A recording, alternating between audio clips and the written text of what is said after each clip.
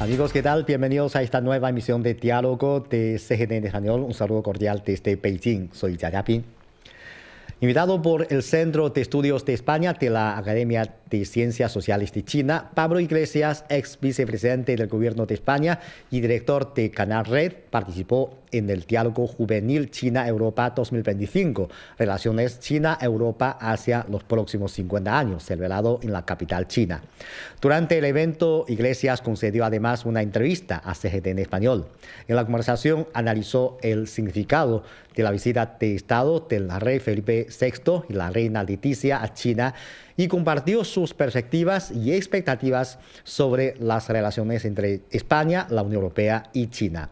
A continuación, les invitamos a ver esta entrevista. Señora Iglesias, muchas gracias por concedernos la entrevista a CGTN Español.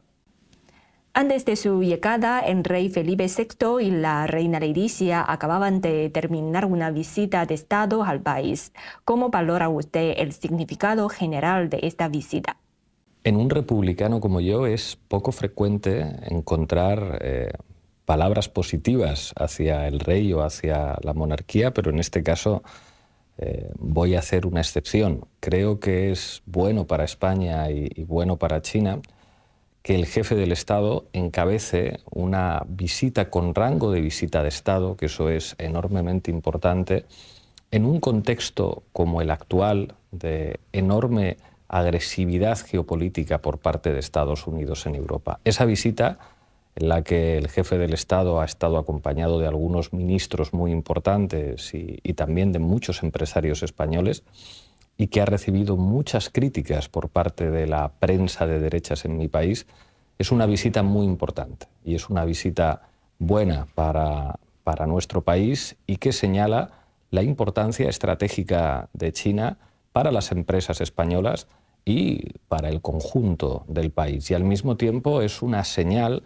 de que en el marco de la Unión Europea, pues en este caso hay un país cuyos intereses estratégicos no pueden prescindir de esa cooperación y de esa cercanía con China, a pesar de las amenazas y la violencia discursiva, y no solo discursiva, por parte de los Estados Unidos, que siguen contando además en España con medios de comunicación absolutamente subordinados al gobierno del señor Trump. Entre los resultados de este viaje, ¿cuáles, a su juicio, son los más tangibles y con mayores posibilidades de materializarse para España? China es muy importante para España en lo que respecta a la inversión, y aquí hay dos áreas fundamentales. Por una parte, la construcción de baterías, y ya hay proyectos que se van a implementar en nuestro país, y por otra parte, todo lo que tiene que ver con las energías limpias en un contexto de crisis climática en la que todas las fraseologías sobre, digamos, la transición ecológica sostenible se tienen que aterrizar en algo, y ahí China está ofreciendo oportunidades que no ofrece ningún otro país y que a juicio de cualquiera son ineludibles. Y por otra parte, España puede ofrecer a China la exportación de alimentos. España sigue siendo muy interesante y una opción muy interesante en ese aspecto para China. Por eso hay muchísimos intereses en que esta cooperación, digamos, se desarrolle. Además de eso, a mi entender, y ahora hablo como director de un medio de comunicación de Canal Red, es muy importante que la narrativa sobre China en nuestro país cambie. Hay una violencia mediática enorme contra China en nuestro país. Le hablaba antes de las crónicas muy negativas por parte de medios de comunicación de la derecha sobre este viaje de Estado, sobre esta visita de Estado encabezada por el jefe del Estado, por Felipe VI, y creo que para asegurar que esa relación vaya bien en el futuro, es necesario que la imagen de China en nuestro país no esté en manos de unos medios de comunicación completamente subordinados a la agenda trumpista. Mirando hacia el futuro, ¿cuál será el siguiente paso para la relación entre España y China? Habrá que ver si sigue habiendo en mi país un gobierno de carácter progresista. El partido del que yo fui secretario general fue imprescindible para que en España hubiera el primer gobierno de coalición después de la Guerra Civil Española, y fue imprescindible también con sus votos para que el gobierno actual, con el que somos críticos, exista. En España hay una tensión política en la que es una posibilidad tangible que el próximo gobierno sea un gobierno de la derecha y la ultraderecha, y sobre todo un gobierno clarísimamente alineado con los Estados Unidos. Ojalá eso no ocurra. Y para que eso no ocurra, yo creo que desde diferentes posiciones hay que trabajar, porque eso también podría implicar un cambio en las relaciones con China. Yo creo que un gobierno del Partido Popular y Vox sería un gobierno que no sería amigo de China y que apostaría por otro tipo de relaciones, a mi juicio, perjudiciales para España y para los trabajadores de mi país. Ojalá eso no ocurra en el futuro, porque sería una mala noticia. ¿En qué ámbito, a su juicio, ve mayor potencial de cooperación? Creo que el ámbito de las energías limpias es fundamental. Creo que el ámbito de la construcción de baterías es fundamental también. Los coches eléctricos, la exportación española de alimentos.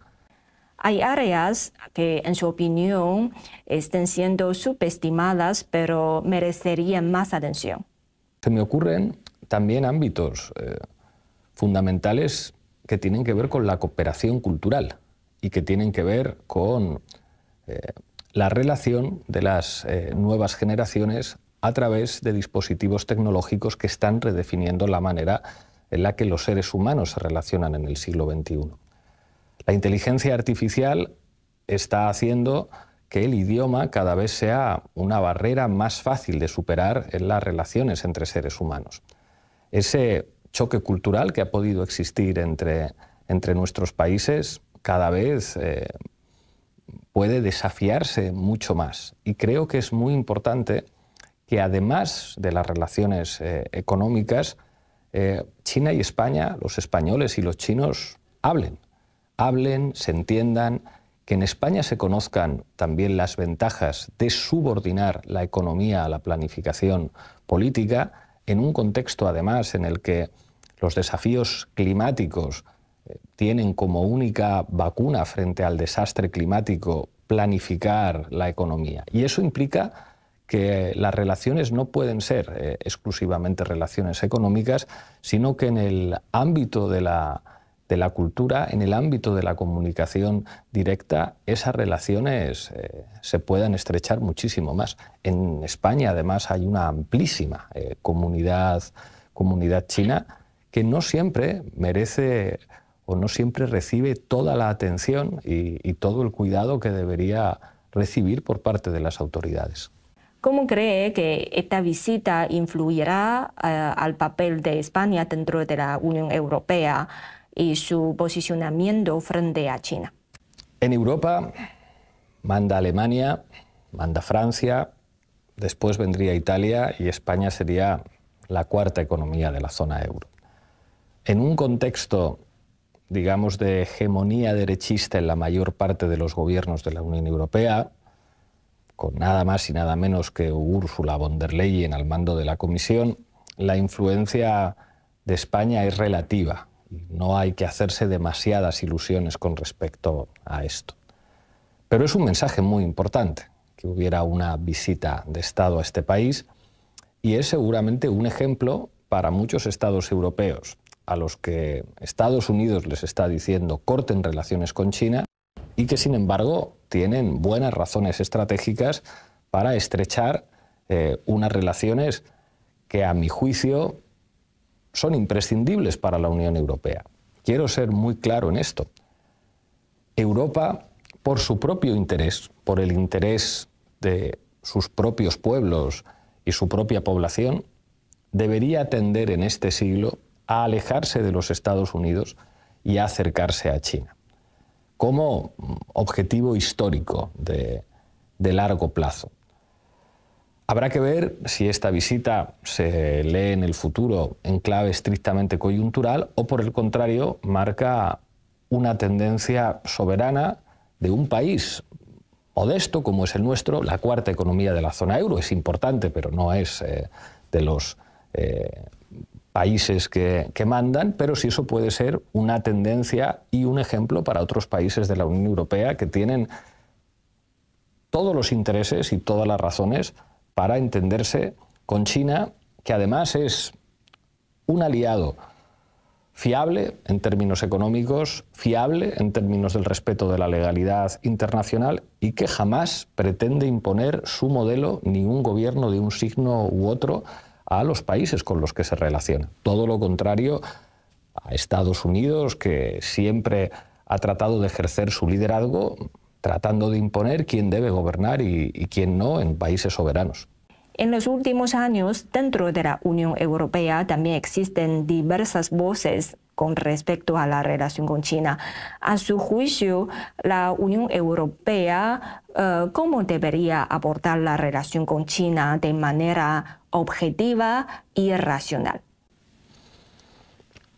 La Unión Europea está sometida a muchas presiones y a una actitud, a mi juicio, agresiva por parte de Estados Unidos. Esa imagen del despacho Oval, en la que Donald Trump sienta a los líderes europeos como si fueran niños pequeños de una clase a los que tiene que tomar la lección, a mi juicio es una imagen humillante para los europeos.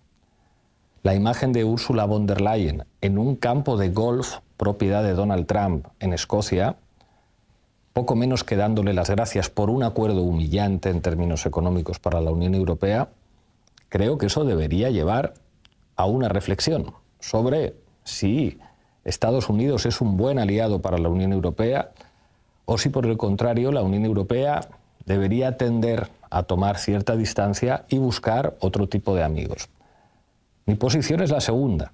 Yo creo que China es un aliado mucho más respetuoso que Estados Unidos. Me hago cargo de las dificultades geopolíticas, me hago cargo de que el sistema de defensa europeo depende de la OTAN y que Europa está llena de bases militares de los Estados Unidos.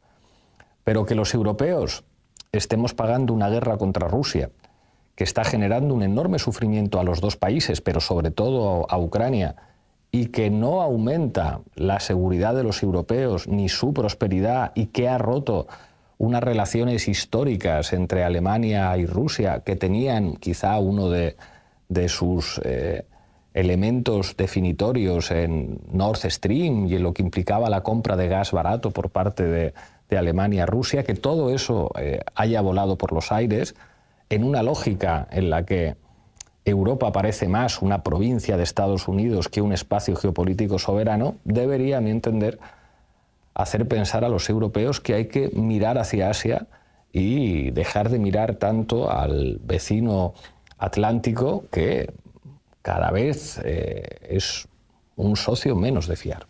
¿Qué papel puede jugar España en promoción de una cooperación pragmática entre China y la Unión Europea? Ojalá eso ocurriera. Para eso sería importante mantener a la derecha y a la ultraderecha lejos del gobierno de España, porque son formaciones políticas subordinadas a los Estados Unidos. No va a ser fácil, pero nosotros vamos a trabajar en esa dirección. A partir de ahí, yo creo que el pragmatismo y el respeto, y al mismo tiempo una voluntad de que a nuestro país le vaya bien, debe caminar en esa dirección, en la dirección de estrechar lazos con una potencia económica que aporta muchas posibilidades al desarrollo y al bienestar de nuestro país. Ojalá esto se convierta en ejemplo. ¿Va a ser fácil? No. Pero ya el hecho de que se pueda hablar de ello, ya el hecho de que yo pueda estar aquí hablando de eso es importante para introducir un debate que yo creo que es muy importante para los españoles. ¿Cómo evalúa el papel de China en las cuestiones globales tales como gobernanza climática, transición energética o el diálogo norte-sur. Hay un elemento que aporta China que yo creo que va a ser el debate central en el siglo XXI, que es, lo he dicho en más entrevistas y en mi intervención de esta mañana, la subordinación de la economía a la política.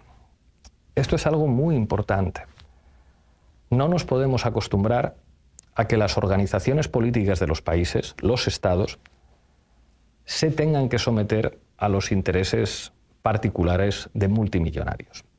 China tiene muchas empresas muy importantes, tiene empresarios muy importantes, pero esos empresarios no mandan en el Estado, están subordinados al interés general que define en este caso el Estado.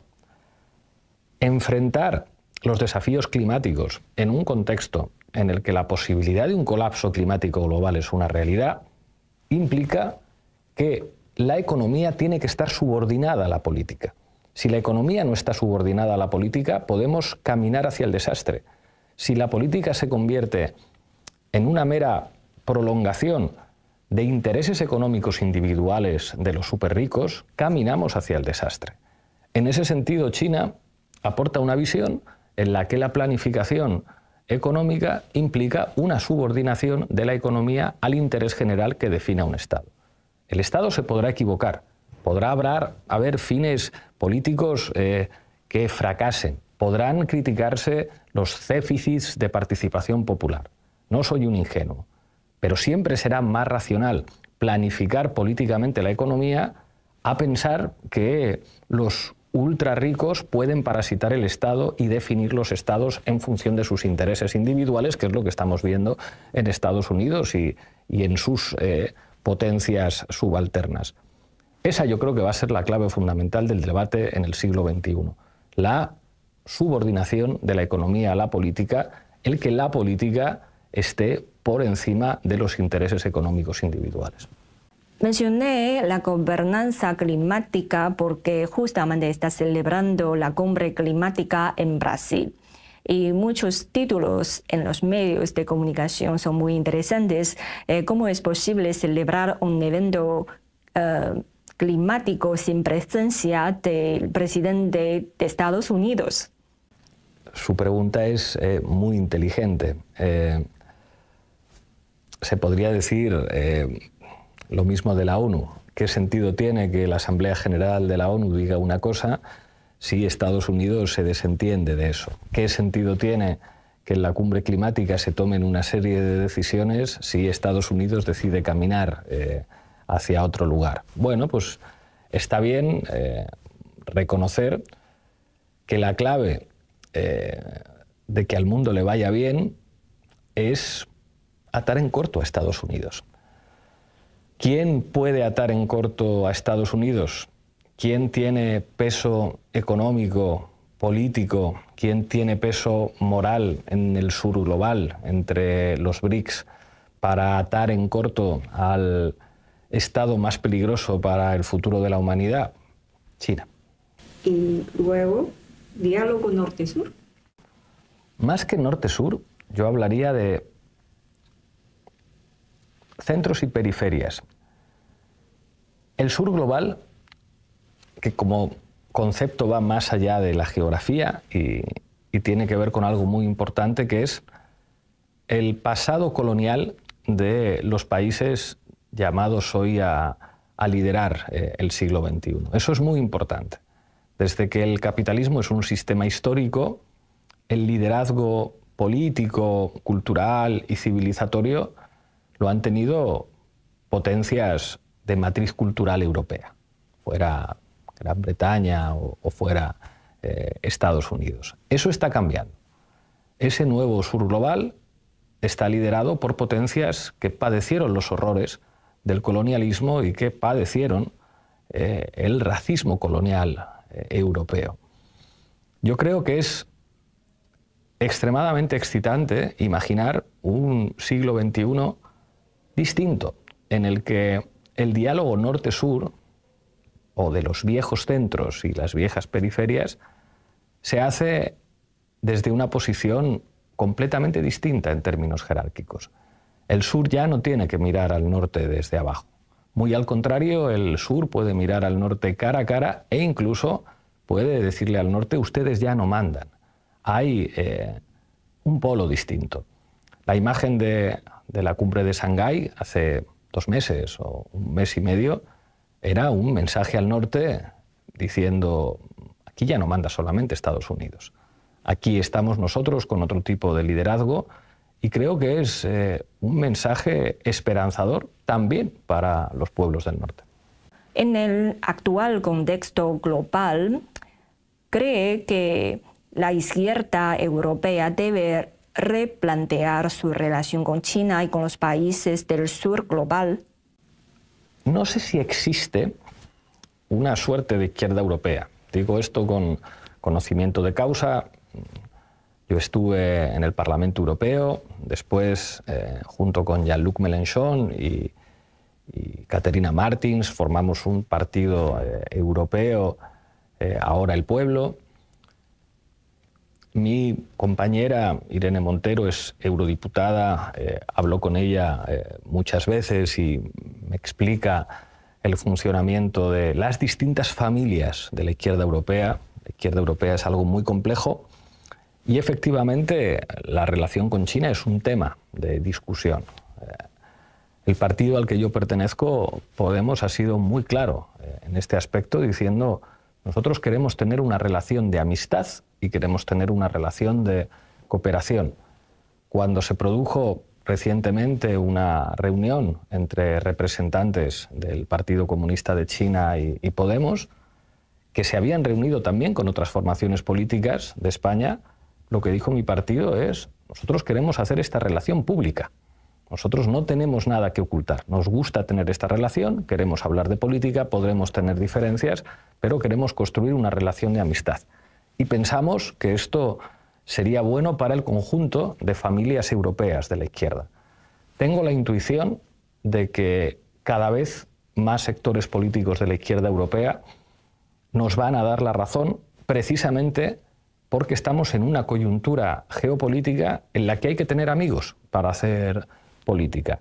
Y tus amigos no tienen que pensar exactamente como tú en todas las cosas, puede haber enormes diferencias, puede haber cuestiones irreconciliables, pero en un contexto geopolítico como el actual, las alianzas son condición de posibilidad para avanzar. Y en ese sentido, creo que la izquierda europea debe aprender mucho de la izquierda latinoamericana a la hora de definir cuáles son sus relaciones estratégicas de amistad.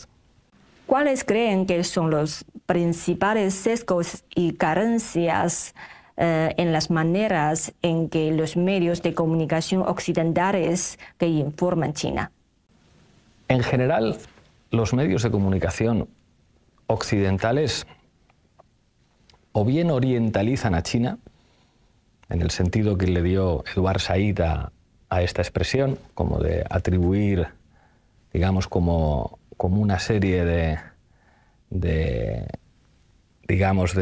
arquetipos y a partir, digamos, de ahí como simplificar una realidad extremadamente compleja y muy difícil de entender para los que procedemos de una matriz cultural distinta, y últimamente actúan con muchísima agresividad, porque Estados Unidos ha decretado que tiene que haber una agresividad mediática contra China. Esto no es nuevo, esto ha existido en muchos contextos, pero es verdad que en los últimos tiempos se ha acrecentado esa agresividad. En particular, vivimos en sociedades en las que la socialización de la gente es fundamentalmente mediática.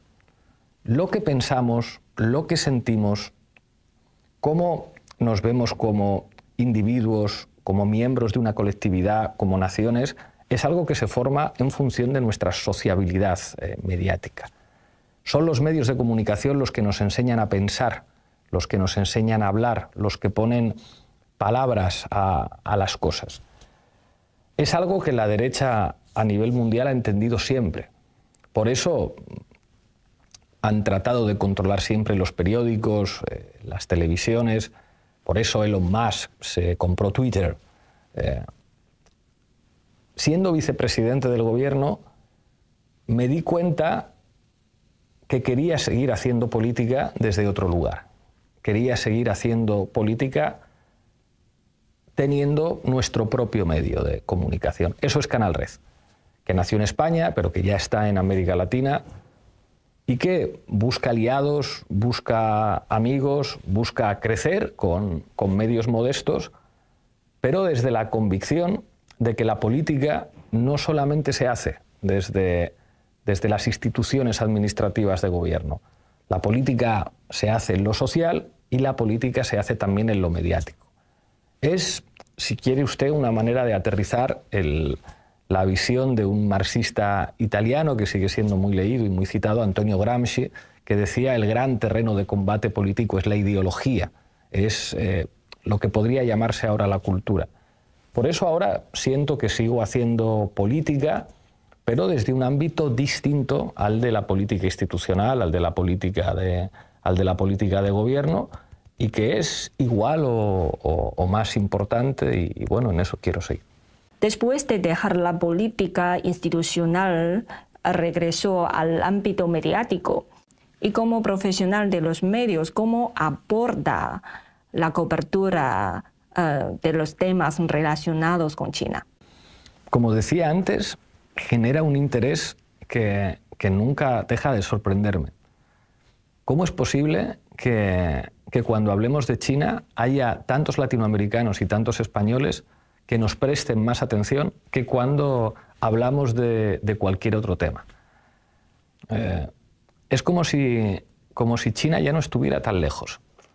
El que nosotros hagamos un programa sobre el último plan quinquenal del gobierno chino y que eso lo vea tanta gente y que genere tanto interés, yo creo que señala una serie de transformaciones epocales que se están produciendo. Creo que se empieza a mirar a China de otra manera. Creo que cada vez hay más interés en la política china, creo que cada vez hay más interés en los logros de China. TikTok ha sido una revolución en las redes sociales y en la manera en la que se socializan los jóvenes. Creo que lo que queda de siglo no se va a dejar de hablar de China, y estoy muy orgulloso de que nuestro medio de comunicación dé una cobertura que no es nada habitual ni en nuestro país ni en América Latina a lo que ocurre aquí. Estoy muy contento de haber venido, espero que sea el primer viaje de muchos y que podamos seguir cooperando y que podamos seguir haciendo cosas juntos en un siglo en el que yo creo que China va a ser un foco de atención para el conjunto del mundo y que además tiene muchos medios y muchos instrumentos para influir. Al final reiteramos el agradecimiento por recibir nuestra entrevista, señor Iglesias. Muchas gracias. Con las ideas compartidas por Pablo Iglesias, queda claro que la cooperación entre China, España y la Unión Europea sigue abriendo espacios de entendimiento y desarrollo mutuo. Desde las oportunidades que ofrecen las energías limpias, la innovación tecnológica y el comercio, hasta el fomento de un diálogo más directo entre nuestras sociedades, sus reflexiones muestran que una agenda constructiva puede fortalecer la confianza y ampliar los beneficios para todos. En un mundo de cambios rápidos, apostar por puentes y no por distancias se vuelve más necesario que nunca. Precisamente en este espíritu de colaboración surgen nuevas oportunidades para avanzar hacia un futuro más estable y próspero. Así concluimos esta emisión de Diálogo. Gracias por su confianza. Hasta la próxima emisión.